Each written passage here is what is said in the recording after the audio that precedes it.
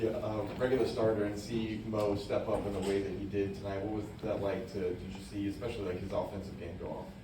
Yeah, Mo's been huge for us all year.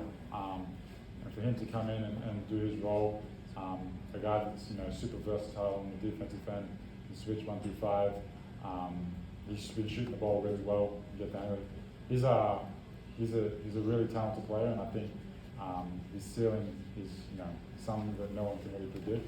And I'm excited to see where he can get to. Asa, are you part of the Breakfast Club with Mo? Oh, yes, sir. Can you tell us a little about that and how that's helped you guys? Yeah, it's just, it's really good for us, to, get in early, get the shots up, go against the coaching staff, and it's just all about getting reps. How has that kind of helped you get to this point of being able to contribute in a game like this? Yeah, I'm a gym rat. I always stay in the gym. I always put in the extra work, and just show tonight it's the next man up, and I had an opportunity, and it just feels great that my teammates and my coaching staff has confidence in me. And Dyson, I was curious, what was your reaction when Mo dropped in that floater on the first trip?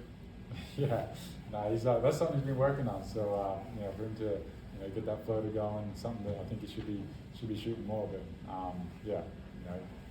if I dump it off to him and he's going to shoot that floater, I'm very happy. Dyson, for you, 13 assists. I know that's a career high for you. I'm just curious, how do you feel like that has kind of developed over your 2 years here in Atlanta? Yeah, I think just trying to get 2 feet in the paint, find my teammates. A big emphasis for us before the game was to have eyes out and shoot the ball. So got my eyes out. My teammates, big A's come in and made some big shots. I was making shots key. Everyone really stepped up today. So I'll just try to be aggressive, get in the paint, and then find my teammates. Dyson, to your left, man. Apologies if this has already been brought up, but the fact that you had to take on that defender role, primarily on Luka, as well as take on a role that you haven't been in a whole lot this season, as far as facilitating the offense, starting plays. How did you have the energy to do that? Second night of back-to-back, and how did your teammates, especially with Asa, get you through? Knowing that the Lakers had these 2 days off and y'all had to play on second night of back-to-back. Yeah, it's a lot to do with the game plan. When you come in and play a team like this, a guy like Luka who's been on the tail, I think he's averaging 40 or something like that. So it's about our team game plan. My job is to make it tough on him, do the right things, force him over screens. But then my teammates are there for the rotations, being up and trapping him and stuff like that. And then for us, Luka can hurt you by finding the bigs, finding the corners. And I thought we were really good with our rotations today and flying around. But on the tired part, I think that's more mental. The Lakers aren't a very fast team; they don't play up and down, so I was able to.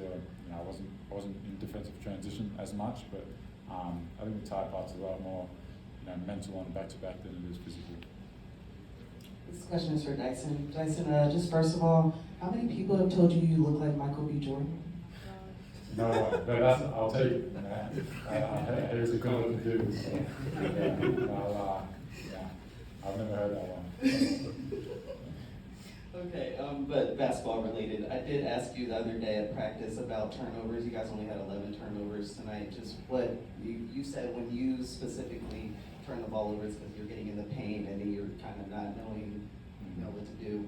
Just how were you able to work on that, and how was the team able to keep the turnovers down? Yeah, when we get in the paint, we're going to play 2 feet. Turnovers usually come when you leave your feet and then you try to find an option, and it's not there. That's when you get the turnovers. So playing off 2 feet, guys are getting open, they're moving off the ball, they'll cut and they'll sneak and slide in the corner. So when you're doing that, the passes become more available and they're easy to hit. And we did that really well tonight. So for you, you had a couple of tough buckets tonight, playing through contact. How do you feel like since you came into the league, you've gotten a little bit stronger to be able to play through that? Yeah, and I feel like UGA prepared me for that, as well. The SEC is an extremely physical league, and just coming in, growing into my grown man body, and with the strength and conditioning coaches, just really helped me, and also player development that we have here, is really good. Like I said earlier, the Breakfast Club, you know, playing off 2 feet, you know, playing with the bump, you know, just something that I'm trying to add to my